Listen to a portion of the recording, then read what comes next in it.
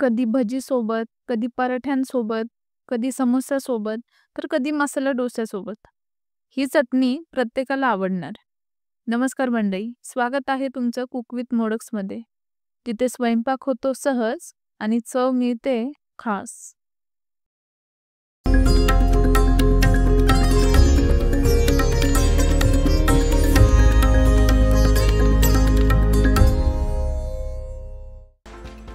ह्या चटणीसाठी आपल्याला लागणार आहे मीठ, जिरं, ओलं खोबरं, शेंगदाणे, भाजलेली चणा डाळ, आलं, कढीपत्ता, हिरवी मिरची, सुका पुदिना, कोथिंबीर आणि तडक्यासाठी लागणार आहे लाल तिखट मिरची, बेडगी मिरची, कढीपत्ता आणि उडीद डाळ.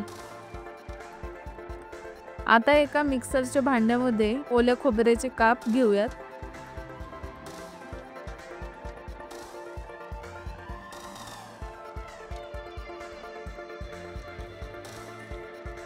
त्याचबरोबर आलं, लसूण,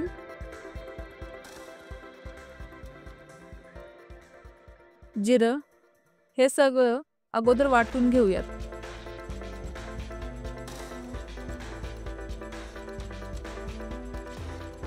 नंतर यात कढीपत्ता,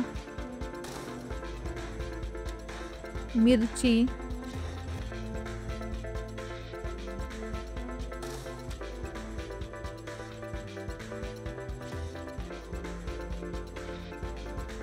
पुदिना,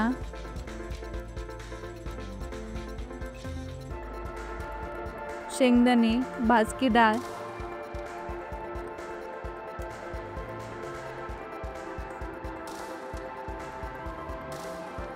कोथिंबीर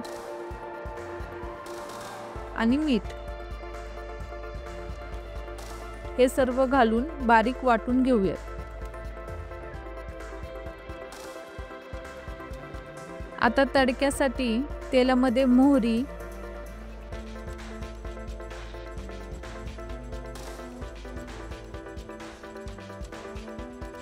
जिरं, उडीद डाळ टाकूयात.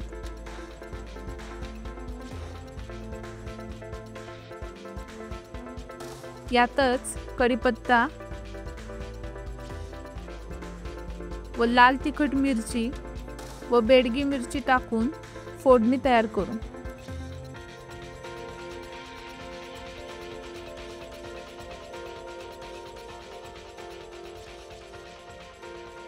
आणि ही फोडणी आपल्या चटणीत टाकूयात.